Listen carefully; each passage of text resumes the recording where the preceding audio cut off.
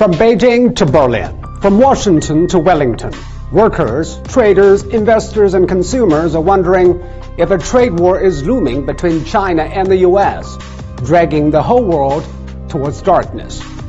I don't know, but I know it takes enemies to fight a war.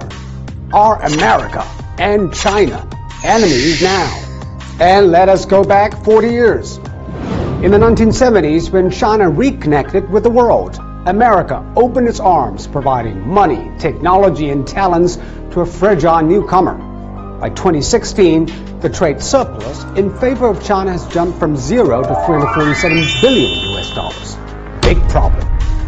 The trade imbalance is really an issue of structure. Both America and China are flawed. In Aesop's fables, there's the story of the blind and the limp. They forge a partnership to help one another. The limp shows the direction, and the blind does most of the walking. The U.S. is the limp, relying on cheap goods and credit from China to maintain the American way of life. And China is the blind, making products and saving money to keep its momentum of growth. The partnership worked well until it didn't. China overmade and America overspent. They both need to adapt. Change is happening, but in different ways. The blind knows he needs to spend more and make fewer but better goods.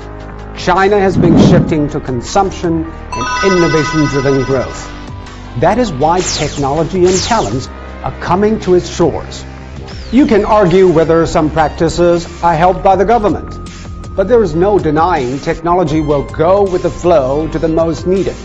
And right now, it is increasingly on the west side of the Pacific, where a behemoth supply chain, highly developed infrastructure, well-trained labor, and the biggest consumer market converge.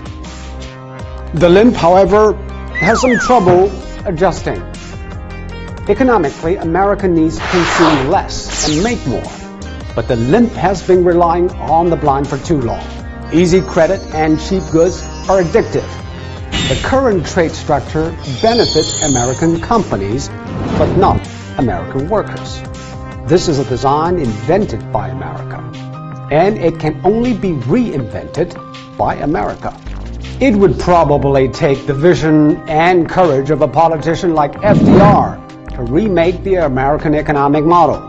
Trumping foreign competitors will not reindustrialize the U.S. It would take retraining, infrastructure investment, and re-energizing the can-do spirit of early immigrant forefathers. But that is the hard way. Trump chooses the easy one, strong-arming its partners and browbeating its opponents. Trump is not trying to win the economic game. He's simply trying to win the argument. Winning the argument means winning votes. Politics trumps economics. But what goes around comes around. Economics will reign and take its revenge. When America is serious about changing its economic structure, the trade imbalance will remain. The limp would be better to act immediately and do something really smart. But for now, the two flawed persons need to cool down and talk straight. Both are imperfect, and both are hope for nations. China is gaining strength but needs better vision. America wishes to balance the feed but must not lose focus. For the foreseeable future, China and the U.S. will cooperate, willingly or not. To reinvent Churchill's words, cooperation is the worst form of relationship except for all the others.